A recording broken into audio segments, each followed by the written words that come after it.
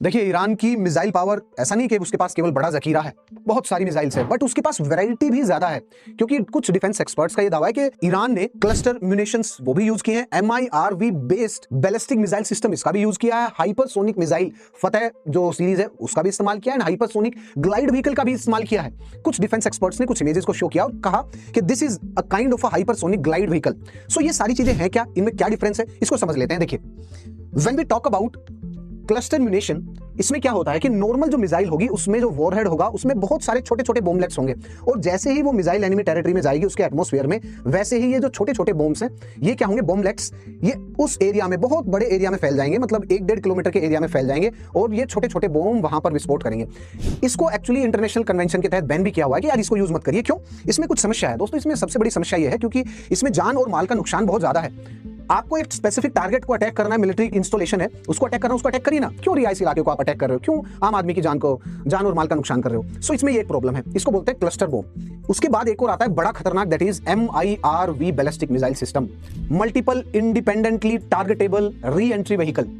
ये सिस्टम क्या है, आप ऐसे समझिए कि एक बैलिस्टिक मिसाइल है, और जब बैलिस्टिक मिसाइल जब एक्सो एटमॉस्फेयर में होगी, एटमॉस्फेयर के बाहर होगी, और जब ये एनिमी टेरिटरी में जा रही होगी, तो एनिमी टेरिटरी में उसके एटमॉस्फेयर में एंटर करने से पहले ये ऊपर का जो उसका जो वॉरहेड होगा वो ओपन हो जाएगा, खुल जाएगा, और उसमें से बहुत सारे जो छोटे छोटे री एंट्री व्हीकल, मतलब इंडिपेंडेंटली होंगे, इंडिपेंडेंटली टारगेट कर सकते हैं, एक इसको एक इसको एक इसको एक इसको। सो इसका मतलब बहुत सारी छोटी छोटी मिसाइल इस बड़ी बैलिस्टिक मिसाइल से जैसी ओपन होंगी उसके बाद अपने टारगेट को वो अटैक कर सकते हैं। इसको रोक पाना बहुत ज्यादा मुश्किल है। इंडिया के पास भी ये कैपेबिलिटी है। So this is MIRV based ballistic missile system ना। उसके बाद एक और आता है, दैट इज हाइपरसोनिक मिसाइल।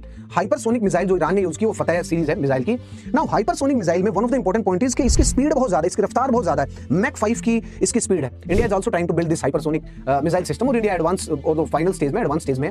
और उसी के साथ साथ जब हम ग्लाइड व्हीकल की बात करते हैं, हाइपरसोनिक ग्लाइड व्हीकल, इसमें क्या होता है, एक मिसाइल सिस्टम होगा, उसमें उसका जो टॉप होगा उसमें ग्लाइडिंग व्हीकल होगा।